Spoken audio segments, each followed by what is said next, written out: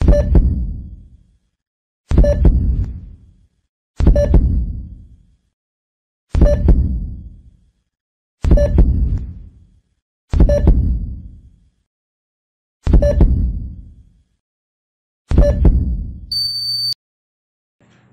Shalom. Nama saya Sisil. Di sini saya akan membagikan pertolongan dan kemurahan Tuhan selama saya di rumah sakit karena operasi pengangkatan miom. Awal cerita tahun 2020 saya kan ada rencana untuk program hamil, tapi ternyata malah ada terdeteksi miom. Jadi saya sempat kaget, sempat shock, terus deh gitu sempat sedih juga. Jadi 3 hari itu nggak nafsu makan, terus deh gitu di kamar doang, tiduran, nangis saja gitu kan. Nah sempet sih Dev suami saya tuh hibur saya gitu kan, udah nggak usah dipikirin gitu kan, jangan sedih, kita serahin semua aja ke dalam tangan Tuhan. Ya tapi saya masih belum bisa karena saya rencana di situ tuh pengen saat semuanya settle, saat semuanya udah lebih baik secara keuangan, secara finansial, terus saya pengen juga untuk punya anak gitu kan, untuk punya keturunan gitu kan. Tapi kan itu rencana saya gitu kan, jadi saya belum bisa terima gitu kan atas apa yang terjadi dan vonis dari dokter. Sempat suami hibur saya supaya jangan sedih dan menyerahkannya ke dalam tangan Tuhan. Tapi saya masih belum bisa, istilahnya masih belum bisa terima kenyataan atau move on. Karena rencana saya adalah hamil setelah keadaan settle dari segi keuangan, emosi, ataupun kita suami istri siap secara mental. Tapi semua rencana dan rancangan saya yang udah saya rancangkan itu seakan-akan gak ada satupun yang terencana. Akhirnya waktu itu saya di kamar cuma berdoa, terus akhirnya saya cuma denger lagu worship gitu kan, sambil doa, worship lagi, nyembah lagi sambil doa gitu kan, dan membangun diri saya mulai nyembah sampai nangis-nangis. Akhirnya belajar untuk percaya bahwa rencana Tuhan itu jauh lebih indah, lebih baik, lebih besar dari apa yang dapat saya rancangkan. Nah sampai satu titik saat itu saya ngambil keputusan untuk percaya dan mau terima mukjizat bahwa suatu saat miom saya ini mengecil ataupun menghilang, karena dokter bilang cuma miomnya itu 4 cm. Jadi saya pikir kalau semua orang bisa terima mukjizat, kenapa saya enggak gitu kan. Jadi saya mau Tuhan nyatakan mukjizatmu di dalam kehidupan saya, supaya miom ini itu lama-lama mengecil ataupun bisa menghilang dengan sendirinya. Itu maunya saya, rencana saya, dan rancangan saya yang saya pingin Tuhan lakuin buat hidup saya. Nah dalam seiring perjalanannya waktu dari 2020 akhir sampai tahun 2021 itu kurang lebih 1 tahun itu saya terus bergumul sambil mencari tahu apa sih miom itu gitu kan, kenapa sih bisa ada miom, dan gejalanya itu apa gitu kan, terus tindakan preventifnya itu apa dan harus apa gitu kan. Jadi saya mencari tahu selama 1 tahun itu sambil bergumul juga gitu untuk Tuhan lakukan perkaramu yang ajaib buat hidup saya gitu kan, sambil bergumul terus, Tuhan saya mau Engkau sembuhkan saya, sambil terus berdoa dan sambil terus bergumul, Tuhan saya mau mukjizat buat hidup saya gitu kan, dan Engkau akan nyatakan segala sesuatunya itu gitu. Saya terus bergumul dan saya terus berdoa, melakukan apa yang saya bisa gitu kan, melakukan apa yang saya mau dalam pergumulan itu supaya Tuhan menghilangkan miom saya gitu. Nah terus sekitar pertengahan tahun 2021 akhirnya saya ada beberapa kali kontrol juga kan ke dokter atau enggak second opinion dokter gitu kan. Nah ternyata pas di second opinion dokter itu saya juga mendapatkan vonis yang sama, terdeteksi miom juga gitu kan. Cuma di sini itu miomnya itu dokter bilang ada 3 gitu kan. Jadi ada 4 cm, ada 3 cm, dan ada 2 cm. Nah setelah saya dapat vonis itu lebih detail lagi, jadi saya juga tambah drop juga sedikit, kecewa gitu kan, sedikit kecewa, kok bukannya menghilang malah jadi ada tambah 3, terus bukannya menghilang ataupun mengecil malah jadi ada bertambah gitu kan, terus malah jadi membesar gitu kan. Nah di situ saya juga sedikit sedih gitu kan, perasaannya juga campur aduk, terus terang juga kecewa gitu kan. Apa yang saya harapkan, apa yang saya inginkan, apa yang saya doakan, bahkan saya gumulkan setiap hari demi hari gitu kan, sampai 1 tahun berlalu, sampai second opinion dokter gitu kan, dan tidak terjawab gitu loh. Nggak ada terjadi mukjizat gitu loh dalam hidup saya gitu kan. Nah terus dokter tuh bilang kalau misalnya saya hamil, nanti tuh bayinya itu bersinggungan sama miom yang ada di dalam perut saya, jadi saya tuh nggak bisa hamil. Nah dokter bilang itu miom itu harus diangkat gitu kan, atau enggak saya jangan hamil dulu, karena nanti kalau hamil itu akan beresiko untuk bayinya gitu. Nah saya semakin sedih kan gitu kan. Terus saya di situ ngomong, Tuhan kok kenapa jadi ada 3 gitu kan, padahal nggak ada satu rencana engkau, nggak ada satu rencana Tuhan pun yang terjadi dalam hidup saya gitu kan, nggak ada satu rencana Tuhan pun yang genap dalam hidup saya, malah sekarang miomnya tuh bertambah banyak dan bertambah besar gitu. Nah akhirnya saya di situ berdoa gitu kan, karena dokter udah kasih untuk option gitu kan, untuk diangkat atau enggak ya kamu belum bisa hamil gitu kan. Akhirnya saya berdoa gitu kan, berdoa. Nah sampai suatu saat akhirnya saya mau untuk melakukan tindakan operasi miom. Nah pada saat itu pas di bulan-bulan saya mau deal sama dokter untuk tanggal operasinya, ternyata papa saya sakit gitu kan. Nah papa saya sakit itu dia sakit gejala stroke gitu kan. Nah terus di situ saya sempat bingung, Tuhan saya sebenarnya udah mau operasi loh gitu kan, saya sebenarnya udah mau operasi pengangkatan miom, tapi kok seakan-akan Tuhan kok seakan-akan Tuhan tuh jaga ya, maksudnya apa saya nggak usah operasi Tuhan, apa saya tetap mau nunggu mukjizat Tuhan aja gitu kan. Tapi berjalannya waktu gitu kan, saya terus akhirnya fokus saya berubah ke supaya papa sembuh, supaya papa saya juga normal kembali gitu kan. Nah puji Tuhan ternyata papa saya didiagnosanya itu cuma gejala stroke ringan, dan untuk proses pemulihannya tuh cepet gitu kan. Kalau misalnya orang-orang lain atau enggak, kalau saya bilang bisa dibandingin tuh sekitar kasusnya 100:2 kali ya, orang yang kayak papa saya gitu yang dapat terima mukjizat.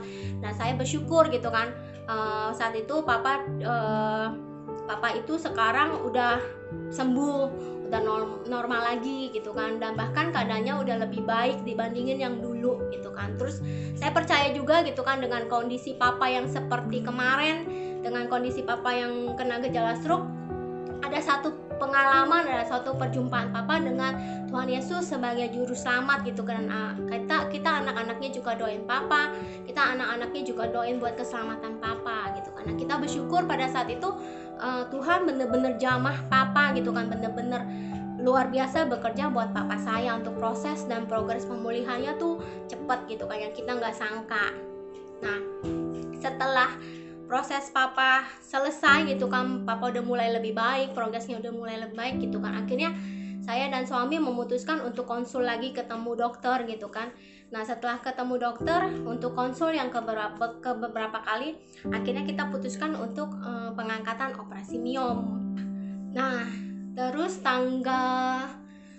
akhirnya setelah kita udah ketemu dokter, kita udah deal di tanggal berapa gitu kan, akhirnya saya sama suami datang ke rumah sakit untuk operasi. Nah pada saat itu dokter bilang sama saya itu adalah miomnya itu 4 cm, 3 cm dan 2 cm gitu kan. Jadi saya pikir oh itu masuk operasi minor gitu kan. Jadi kecil lah, operasi kayak operasi usus buntu gitu kan. Jadi saya nggak pikir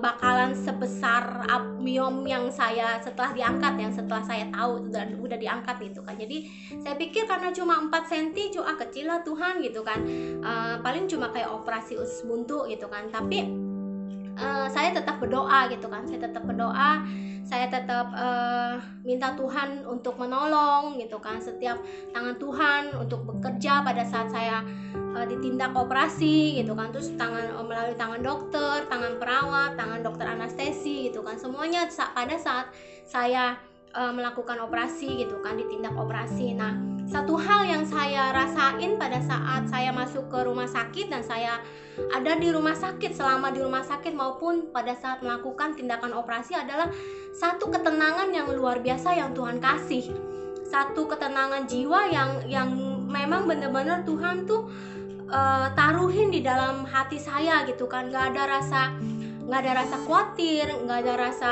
takut, mungkin deg-degan juga atau nggak rasa ini selintas ada. Tapi satu hal benar-benar Tuhan kasih satu ketenangan jiwa dalam hati saya. Bahkan pada saat saya masuk malam sebelum operasi itu dalam kondisi yang fit, sama sekali nggak ada gejala, sama sekali nggak ada sakit, dan sama sekali semua tensi, HB, semuanya normal dan baik hasilnya, maupun dari CT scan, dari hasil foto toraks, semuanya baik, semuanya bagus gitu kan dari hasil rumah sakitnya. Nah, terus pada saat besok saya mau masuk ke ruangan operasi gitu kan, saya diantar sama suster sama suami juga. Nah, suami saat itu bilang, yang aku cuma bisa nemenin kamu gitu kan sampai di depan kamar rumah sakit, tapi ada Tuhan Yesus yang ada bersama-sama kamu pada saat kamu dioperasi gitu kan. Tuhan Yesus yang pegang tangan kamu, dan Tuhan Yesus yang ada dalam kamu gitu kan, jauh lebih besar gitu kan, yang bisa nungguin kamu dan sama-sama kamu gitu kan. Nah, di situ aku nangis gitu kan. Pada saat aku nangis, terus aku cuma bilang, iya Tuhan, aku mau Engkau ada bersama dengan aku memasuki ruangan operasi, melakukan tindakan operasi ini, dan Engkau yang memegang tangan kanan aku gitu kan. Jadi aku masuk ke dalam ruangan operasi itu dengan damai, dengan ketenangan hati, dengan ketenangan jiwa gitu, tanpa ada rasa sedikit pun galau ataupun sakit ataupun kecewa, ataupun bener-bener damai yang Tuhan kasihin, bener-bener damai, ketenangan yang Tuhan kasih di dalam jiwa aku. Nah, ternyata harusnya aku kan dioperasi itu jam 7 atau nggak setengah 8 mulai. Nah, selesainya itu harusnya sekitar jam 9 atau nggak jam 10, tapi ternyata operasi itu lebih lama dari perkiraan gitu kan, sekitar 5 jam lebih gitu kan. Dan juga aku pas sadar itu jam 2:30 sore, dan aku baru tahu kalau miom yang diangkat itu lebih besar dari dugaan aku, dan miom yang diambil itu lebih banyak miomnya gitu dibandingin dugaan aku sendiri gitu kan. Kistanya juga ada gitu kan. Jadi miomnya kalau nggak salah ada 18 biji gitu kan. Terus mungkin ada 3 atau 4 yang gede-gede, itu sekitar di atas 5 cm lebih lah gitu kan. Mungkin sekitar ada 3 yang 7 apa 8 cm sampai 9 cm gitu kan. Jadi gede banget gitu kan. Nah, jadi tuh aku sempat, pas aku sadar, aku dikasih lihat gambarnya, fotonya tuh sama suster, aku sampai shock, sampai kaget. Hah, segede ini ada di dalam perut gue gitu kan. Hah, segede ini ada di dalam badan gue gitu kan. Kok gue nggak berasa apa-apa ya, kok gue nggak berasa sakit ya gitu kan. Dan kalaupun gue tahu miomnya segede itu saat dioperasi, mungkin aduh Tuhan jangan deh, mendingan gue terima mukjizat aja, nggak mau sakit gitu kan, nggak mau ini. Karena taunya tuh paling cuma 4 cm miomnya, ya paling cuma operasi kecil lah kayak usus buntu gitu kan. Tapi ternyata tuh miomnya gede banget, lebih gede dari perkiraan aku sendiri, lebih banyak dari perkiraan aku sendiri gitu kan. Jadi aku mes gitu kan. Dan di situ aku cuma berpikir, oh Tuhan luar biasa ya. Aku cuma pikir sampai segini, tapi Tuhan tuh jauh melakukan lebih banyak, lebih besar dari apa yang dapat aku pikirkan, dari apa yang dapat aku rencanakan gitu kan. Apakah ini Tuhan gitu kan yang Engkau mau aku jalanin? Apakah ini Tuhan yang Engkau mau aku aku lakukan gitu kan. Apakah ini kehendakmu Tuhan yang engkau mau aku jalanin gitu kan, untuk aku memasuki ruangan operasi dan aku merasakan kehadiranmu, aku merasakan ketenangan daripadamu buat jiwaku, sama sekali engkau yang ada bersama dengan aku. Terus setelah dilakukan operasi juga ternyata tuh aku benar-benar melihat perbuatan tanganmu yang ajaib, perbuatan tanganmu yang luar biasa. Engkau jauh melakukannya lebih besar dari apa yang dapat aku pikirkan gitu kan. Jadi aku tuh benar-benar amazed dan kaget dan bersyukur juga pada saat itu aku ngambil keputusan untuk operasi. Seandainya waktu itu aku nggak ngambil keputusan untuk operasi, aku cuma pikir 4 cm dan aku cuma pikir kecil, dan ternyata pada saat dibelek dan dibuka itu gede banget gitu. Dan aku bersyukur pada saat itu Tuhan bawa satu langkah, satu hari gitu kan, untuk ke dalam tahap memang yang Dia kehendaki, ke dalam tahap yang memang Dia rencanakan. Nah, setelah aku operasi, hari pertama dan hari kedua itu aku belum bisa bangun, lemes banget, bener-bener nggak ada tenaga. Bahkan untuk dari tiduran untuk goyang ke kiri atau nggak goyang ke kanan atau nggak untuk bergerak sedikit pun aja itu sakit banget. Terus efek anestesinya juga masih mual gitu kan, masih pusing gitu kan. Jadi aku bener-bener belum bisa bangun. yang aku lakukan adalah saat itu aku cuma mikirin gitu kan, aku masih kepikiran segede itu ya gitu kan. Terus sampai satu titik gitu kan, aku denger worship terus gitu kan. Jadi tuh di rumah sakit tuh aku cuma dengerin lagu, cuma dengerin worship, cuma dengerin khotbah gitu kan. Nah, ada satu lagu gitu kan yang bener-bener jadi aku bangkit, aku jadi kuat gitu, adalah lagu You are the God that healed me, You are the God my healer. Nah, lagu itu tuh yang bikin aku bangkit, lagu itu yang bikin aku tuh Tuhan gitu kan, engkaulah satu-satunya yang menyembuhkan aku gitu kan. Oleh karena kuasamu, oleh karena bilur-bilurmu, oleh karena anugerahmu Tuhan, aku sudah selamat dan diselamatkan. Bahkan pada saat ini, pada saat aku terbaring di rumah sakit, oleh karena bilur-bilurmu Tuhan, aku sembuh. Engkau katakan satu kata saja gitu kan, bangkitlah gitu, sembuhlah, maka aku akan sembuh gitu kan. Nah, di situ iman aku mulai timbul sedikit gitu kan, demi sedikit. Terus aku nyanyi, aku nyembah, terus aku bahasa roh gitu, aku nyanyi, terus aku nangis gitu kan, aku nyembah terus sampai akhirnya aku beranikan diri untuk bangun dari tempat tidur gitu kan. Aku beranikan diri untuk ngerempet gitu kan dari ranjang rumah sakit. Akhirnya aku bangun dan aku duduk gitu kan. Nah, aku duduk, pada saat aku duduk juga maksudnya masih sakit gitu kan, tapi di situ terngiang-ngiang terus gitu kan. Di situ lagu itu terus gitu kan ada di telinga aku gitu kan, ada di telinga aku, terus kayak gitu kayak merasukin di dalam jiwa aku, terus berulang gitu kan, sampai aku nangis, terus sampai aku masih nyembah gitu kan, bahasa roh gitu kan. Nah, terus akhirnya di situ aku sadar gitu kan bahwa kita nyembah itu pada saat kita di titik terendah itu memberikan kekuatan dan kesegaran buat jiwa gitu kan, memberikan kekuatan buat tubuh dan kesegaran buat jiwa kita gitu kan.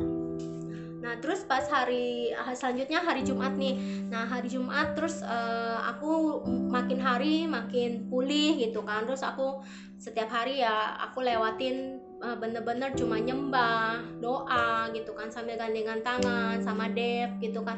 Aku nyembah, aku doa gitu. Nah, pada satu hari nih gitu kan, pas pada saat kita hari Sabtu kan kita tadinya kita mau rencana pulang tuh hari Jumat, tapi karena kondisi aku masih belum bisa, akhirnya kita mundur ke hari Sabtu gitu kan. Nah, ternyata pas hari Kamis sorenya itu aku bilang sama Dev gitu kan, yang coba sih lihat gitu kan untuk udah berapa sih tagihan di rumah sakitnya gitu kan. Nah, terus akhirnya Dev ke ruangan administrasi lah untuk print out semua tagihan gitu kan. Nah, setelah di print out total semua tagihan gitu kan, totalnya semua udah 47 juta gitu kan. Jadi aku sama Dev juga terus terang deg-degan gitu kan, baru berapa hari, kalau nggak salah baru 3 hari itu udah 47 juta, sedangkan aku masih belum bisa berjalan ke kamar mandi juga masih belum bisa sendiri gitu kan, terus jalan juga masih belum bisa gitu kan, mau berapa lama nih, mau berapa duit gitu kan. Jadi di situ aku juga mikir gitu kan, terus dari gitu aku sama Dev juga nangis gitu kan, minta Tuhan juga, Tuhan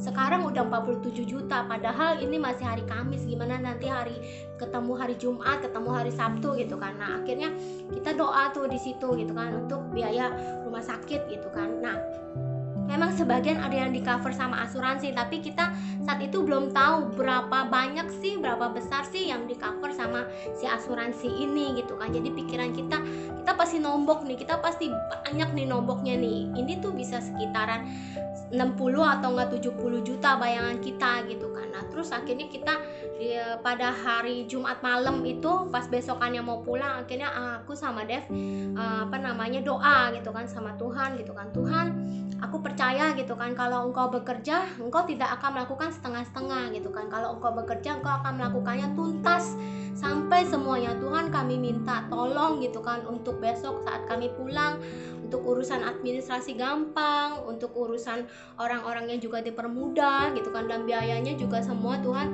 boleh cukupkan gitu kan. Nah pada saat itu kita udah ambil pahitnya lah gitu, dan kita udah siapin hati untuk berapapun biaya yang di rumah sakit itu, ya udah gitu kan. Nah sampai akhirnya aku sama suami sama Dev juga bilang ya udahlah, kalaupun harus bayar toh misalnya 20 atau enggak 30 juta, kita kan udah doa gitu kan, ya angka segitulah yang memang Tuhan kasih yang terbaik buat kita, ya memang angka segitulah yang memang Tuhan tetapin buat kita bayar, dan itu udah pasti angka yang terbaik dari Tuhan. Nah ternyata pas hari Sabtu paginya terakhir dokter visit gitu kan, pagi-pagi akhirnya dokter udah bikinin kita surat untuk pulang, terus udah gitu semua administrasinya juga lebih gampang, lebih cepat gitu kan, dan juga dibantu sama agen asuransinya juga gitu kan, yang memang udah standby gitu kan. Nah terus akhirnya prosesnya lebih gampang dan lebih cepat, terus terang lebih mudah gitu kan. Sampai biayanya juga yang kita nggak habis pikir adalah biayanya. Pada saat Kamis sore itu, hari Kamis sore kita udah minta print out untuk biaya, rincian biaya itu udah 47 juta. Nah ketemu Sabtu itu kita pasti udah mikir mungkin udah di atas 50 lah ya, atau nggak di atas 60, tapi ternyata tuh enggak. Ternyata dari hari Kamis sore yang terakhir kita print out 47 juta, ketemu Sabtu kita pulang itu cuma jadi 48 juta sekian gitu kan. Nah terus dari gitu 48 juta sekian kita masih deg-degan gitu, karena kan masih deg-degan, kita belum tahu di cover asuransinya tuh berapa banyak gitu kan, seberapa besar gitu kan. Jadi kita masih deg-degan. Nah terakhir pas akhirnya udah dapat konfirmasian dari asuransi, terus dari gitu akhirnya Dev turun bayar gitu kan. Nah terus pas setelah Dev turun bayar, Dev tuh tiba-tiba naik sambil bawa berkas gitu, terus sambil nangis gitu kan. Terus aku kan bingung gitu kan, kenapa gitu kan, kenapa nih. Tapi satu hal dalam hati aku cuma ngomong, Tuhan Yesus baik ya. Aku tanya gitu sama si Dev gitu kan, Tuhan Yesus baik ya gitu kan, Tuhan Yesus baik ya gitu kan. Terus dia malah tambah nangis, dia malah tambah kejer gitu kan, dia malah tambah ini air matanya gitu kan. Terus aku bilang kenapa gitu kan, Tuhan Yesus baik gitu kan, Tuhan Yesus baik banget kata dia baik banget gitu kan kata Dev gitu. Terus akhirnya kita pelukan, kita nangis, terus kita bilang Tuhan Yesus engkau baik gitu kan, engkau benar-benar baik dari awal, pertengahan sampai dengan akhir, engkau benar-benar baik, dan kemurahan Tuhan, tanganmu benar-benar menjaga kita gitu kan, benar-benar menjaga aku dan suami selama di rumah sakit, selama masuk, selama ada di dalam rumah sakit, bahkan sampai pulang pun Tuhan Yesus tetap baik dan tetap menyatakan setiap kemurahannya dan akhirnya di cover sama asuransi itu, puji Tuhan 43 juta sekian. Jadi kita tuh cuma bayar 5 juta sekian untuk rumah sakitnya sendiri gitu kan. Dan itu bener-bener aku tuh sampai mes gitu, sampai kagum gitu kan, hah Tuhan gitu kan, segini gitu kan, kita cuma keluar segini gitu kan, kita nggak nyangka banget gitu. Itu bener-bener tangan Tuhan dan pertolongan Tuhan, bener-bener Tuhan buat kemurahannya tuh buat hidup kita tuh luar biasa gitu kan. Sedangkan yang di sebelah kita aja dia itu sakit infeksi saluran kencing gitu kan, itu total biayanya aja 3 hari udah 38 juta gitu kan. Dan dia tuh cuma di cover 11 juta, padahal operasinya lebih kecil dari operasi saya gitu kan. Jadi ya di sini aku cuma bilang betapa dahsyatnya gitu kan Tuhan Yesus buat hidup saya gitu kan. Dari apa yang saya rencanakan, dari apa yang saya pikirkan, dari apa yang saya rancangkan, semuanya gak ada satupun yang jadi, semuanya gak ada satupun yang terlaksana. Tapi rencana Tuhan yang terlaksana begitu luar biasa, yang membuat saya kagum gitu kan. Kasihnya tuh buat saya tuh membuat saya tuh bener-bener kagum. Dan satu hal yang saya dapat, oh Tuhan, kalau kayak gitu saya dapat nyanyian baru gitu kan. Kalau kayak gitu saya dapat nyanyian baru yang dalam arti, kalau dulu kesaksiannya adalah waktu merit Tuhan buka jalan, terus waktu pas mau usaha Tuhan buka jalan, terus segala hal pada saat mau pindahan Tuhan buka jalan. Tapi saat ini Tuhan kasihin satu nyanyian baru, satu kesaksian baru, satu musim yang baru yang saya lewatin bersama dengan suami, bersama dengan Tuhan, yang tangannya tuh gak pernah habis untuk tetap menopang, dan kemurahannya tuh gak pernah habis untuk tetap mengikuti setiap langkah kami berdua gitu loh. Terima kasih. Oh ya, terus saya juga mengucap syukur, berterima kasih juga buat suami gitu yang sudah setia mendampingi. Terus buat keluarga besar saya juga, keluarga besar suami. Terus buat Kosu dan Celis sebagai gembala. Terus buat Pak Skim dan Bos Kim yang sudah doain. Terus buat setiap teman-teman, sahabat, ataupun dari orang-orang yang saya kenal gitu kan, orang-orang yang bahkan dari teman punya teman komselnya gitu kan, yang doain saya gitu kan. Bersyukur banget gitu loh. Ada orang-orang yang menopang, ada orang-orang yang membantu mendoakan saya gitu kan. Saya bersyukur banget dan berterima kasih banget buat setiap teman-teman, buat setiap sahabat, buat setiap kenalan, relasi yang sudah bersedia gitu kan untuk menopang dan mendoakan saya sampai sekarang saya di detik ini saya ada. Terima kasih, Tuhan Yesus memberkati semua. Shalom.